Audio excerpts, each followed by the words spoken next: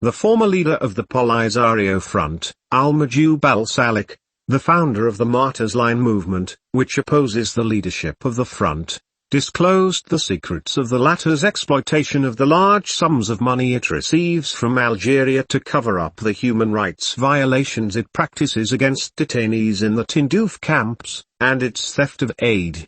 The money that it gets from international organizations after delusion that it will establish social institutions. Al-Salik said, in audio recordings that were shared in a group for immediate communication between Sahrawis who reject the reconciliation launched by the Polisario Front, that the leadership of the front wants to take advantage of the reconciliation to trade in it as usual because it trades in everything, and the money it gets goes into the pockets of the leadership or into its bank accounts are in hard currency. And the whole world knows that. The same spokesman held Algeria responsible for covering up the human rights violations committed by the Polisario Front in the Tindouf camps, located on Algerian soil, because the United Nations and the Human Rights Council do not recognize the Sahrawi Republic, but rather recognize Algerian soil, and that these crimes took place on the soil of the Algerian state that took place on the international conventions related to human rights, and it bears responsibility for that. The same spokesman estimated the amount of money that Algeria has pumped into the Polisario Fund at 540 billion Algerian dinars, in order to compensate the victims of human rights violations in the Tindouf camps, as a way to buy their silence, and he adding, but the large sums of money that Algeria pays is stolen by the leadership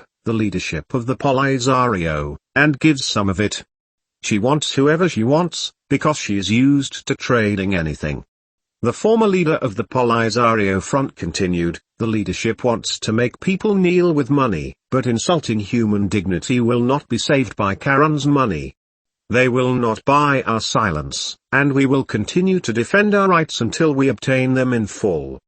At least they consider us and solve the problem within the framework of true national reconciliation, through a symposium supervised by representatives of international organizations. Al-Salik went on to describe the leadership of the Polisario Front as the criminal, authoritarian and corrupt leadership that sabotaged all our dreams and hopes for their own interests, where they live in luxury and bliss near a people living in hell. Adding, I declared my opposition to them and exposed them and their crimes. The same speaker also expressed his rejection of the reconciliation launched by the Polisario Front, saying, the reconciliation they want is not based on a sincere intention, neither on the part of the supervising committee nor on the part of the leadership. All there is an attempt to trade in the money that Algeria gave them. A group of associations representing victims of human rights violations in the Tindouf camps had expressed their rejection of the reconciliation initiative launched by the Polisario Front, considering it a maneuver aimed at confiscating the rights of the victims, and that it seeks to perpetuate the phenomenon of impunity for those involved in violations from accountability, and the Algerian authorities evading the obligations incurred. It bears it, as it is exclusively concerned with activating its jurisdiction over the integrity of its territorial soil.